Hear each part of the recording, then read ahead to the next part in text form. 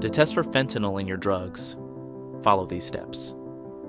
Take a small amount of the drug, about the size of a match head, if it's not solid. If it's solid, crush a portion of the drug so that it's in powder form. Put the powder into a small container, like a bottle cap.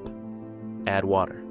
Use 1 teaspoon for methamphetamine and half a teaspoon for any other drug. Dip the wavy end of the test strip into the mixture and hold it there for 10 seconds. Remove the test strip from the mixture and lay it flat on a dry surface. Wait 60 seconds. Read the strip. 1 line means fentanyl is present in your supply. 2 lines mean there is little to no fentanyl in your supply.